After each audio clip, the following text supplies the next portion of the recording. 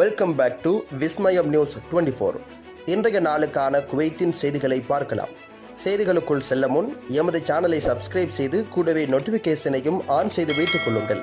நாங்கள் பதிவிடும் வீடியோக்களை தவறாமல் பார்க்க முடியும்.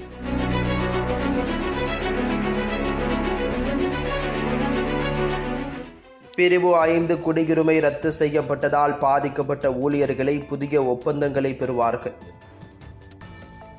புனித செயல்கள் தொடர்பான பிரிவு 5 கீழ் குடியுரிமை ரத்து செய்யப்பட்ட ஊழியர்களின் பணியமர்த்தலை திரும்ப பெறுமாறு அரசு நிறுவனங்களுக்கு சிவில் சர்வீஸ் கமிஷன் உத்தரவு பிறப்பித்திருக்கின்றது.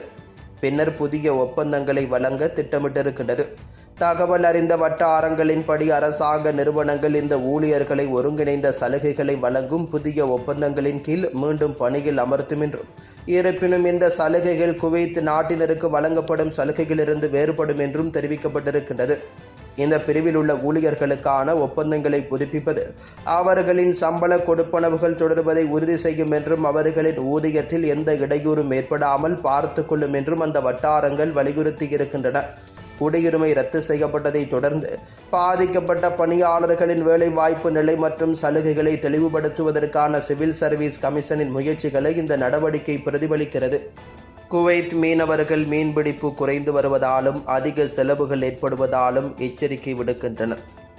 நாட்டின் புதுப்பிக்கத்தக்க இயற்கை வளங்களில் ஒன்றான மீன் வளங்கள் குவைத் மக்கள் தொகையில் பெரும்பகுதியினருக்கு பிரதான உணவாகவும் தேசிய உணவு பாதுகாப்பை வலுப்படுத்துவதில் முக்கிய பங்கும் வகிக்கின்றன. இதன் விளைவாக இந்த முக்கிய துறையை மேம்படுத்துவதிலும் அதன் உற்பத்தியை நிலையான முறையில் அதிகப்படுத்துவதிலும் தொடர்புடைய அதிகாரிகள் ஆர்வமாக காணப்படுகின்றனர்.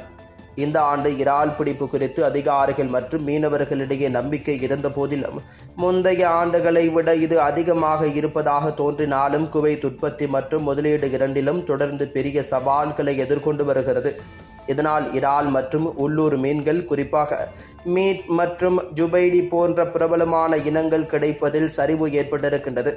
இந்த சூழலில் கடல் மீன்பிடி துறையில் உள்ள பல அதிகாரிகள் மற்றும் நிபுணர்களை நாளிதழ் சந்தித்திருக்கின்றது. அவர்கள் சந்தையை கட்டுப்படுத்தவும் கடலுணவு பொருட்களை நியாயமான விலையில் வழங்கவும் அரசாங்க முயற்சிகள் தொடர்ந்து மேற்கொள்ளப்படுவதை உறுதிப்படுத்தியிருக்கின்றனர். மீன்பிடித்தலை நிர்வகிக்கும் பொறுப்புள்ள அதிகாரிகளால் விதிக்கப்பட்ட சில விதிமுறைகள் மீன்பிடி அளவு 3 மடங்கு குறைவதற்கு வழிவகுத்திருக்கின்றன. இதனால் சந்தையிலிருந்து முக்கியமான இனங்கள், குறிப்பாக மீட், காணாமல் போனது மற்றும் பிறவற்றின், குறிப்பாக ஜுபைடியின் விலை அதிகரிப்புக்கு வழிவகுத்தது என்று நிபுணர்கள் தெரிவிக்கின்றனர். பவளப்பாறைகளை பாதுகாக்கவும் கடல்வாழ் உயிரினங்களின் நிலைத்தன்மையை உறுதிப்படுத்தவும் கடுமையான சுற்றுச்சூழல் கட்டுப்பாடுகளை பராமரிக்கும் அதேவேளையில் நிர்ணயிக்கப்பட்ட மீன்பிடி தூரத்தை 12 மைல்களுக்கு பதிலாக 6 முதல் 7 மைல்களாக குறைக்க வேண்டும் என்று நிபுணர்கள் பரிந்துரைத்திருக்கின்றனர். குவைத் வீட்டு வசதி ஆணைய மோசடி, உயர் அதிகாரிக்கு 15 ஆண்டுகள் சிறை தண்டனை.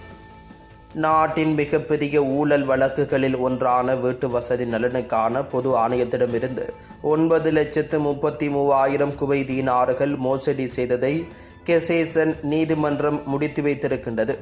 குடிமக்களின் வீட்டுக் கோப்புகளை அவர்களுக்கு தெரியாமல் கையாளுவதன் மூலம் வாடகை கொடுப்பனவு நிதியை சட்டவிரோதமாக பறிமுதல் செய்ததை மையமாக கொண்ட வழக்கு இதுவாகும். PAHW நிறுவனத்தின் துறை தலைவருக்கு நீதிமன்றம் 15 ஆண்டுகள் கடுங்காவல் சிறை தண்டனை விதித்திருக்கின்றது. அவருக்கு 19,34,000 குவைத் தீனார்கள் அபராதம் விதித்திருக்கின்றது. மேலும் அவரை அவரது பதவியிலிருந்து நீக்கியிருக்கின்றது. 2 ஊழியர்களுக்கு விதிக்கப்பட்ட 5 ஆண்டு சிறை தண்டனையையும் நீதிமன்றம் உறுதி செய்திருக்கின்றது. அவர்களுக்கு 6,27,000 குவைத் தீனார்கள் அபராதம் விதித்திருக்கின்றது. அவர்களில் ஒருவரை அவரது வேலையிலிருந்து நீக்கியிருக்கிறது. மற்ற 2 ஊழியர்களுக்கு தலா 3,000 குவைத் தீனார்கள் அபராதம் விதிக்கப்பட்டிருக்கின்றது. மேலும் அவர்களில் ஒருவர் தனது வேலையிலிருந்து நீக்கப்பட்டிருக்கின்றார். இதனால் வழக்கில் தொடர்புடைய மொத்த பணி நீக்கம் செய்யப்பட்ட ஊழியர்களின் எண்ணிக்கை 3ஆக அதிகரித்திருக்கின்றது.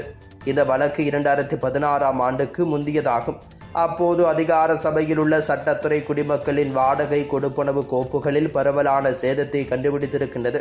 இதன் விளைவாக அவர்களின் தரவுகளை அவர்கள் அறிந்தவரை பயன்படுத்துவதன் மூலம் பெரும் தொகைகள் அங்கீகரிக்கப்படாமல் வழங்கப்பட்டிருக்கிறதாக தெரிவிக்கப்படுகின்றது. குவைத்தில் இன்றைய தினம் தங்கத்தின் பெறுமதிகளை பார்க்கலாம். 24 காரட் 1 கிராம் ஒன்றின் தங்கத்தின் பெறுமதி 33.66 குவைத் தீனார்களாகும். 22 கேரட் 1 கிராம் ஒன்றின் தங்கத்தின் பெறுமதி 30.86 குவைத் தீனார்கள் ஆகும். 21 கேரட் 1 கிராம் ஒன்றின் தங்கத்தின் பெறுமதி 29.45 குவைத் தீனார்கள் ஆகும். 18 கேரட் 1 கிராம் ஒன்றின் தங்கத்தின் பெறுமதி 25.24 குவைத் தீனார்கள் ஆகும். குவைத்தின் இன்றைய நாணய மாற்று விகிதங்களை பார்க்கலாம். ஒரு குவைத் தீனார் ஒன்றின் இலங்கை பெறுமதி 983.61 இலங்கை ரூபாய்களாகும். ஒரு குவைத் தீனார் ஒன்றின் இந்திய பெறுமதி 286.69 இந்தியன் ரூபாய்களாகும். ஒரு குவைத் தீனார் ஒன்றின் பங்களாதேசி பெறுமதி 397.35 பங்களாதேசி டக்காஸ் ஆகும்.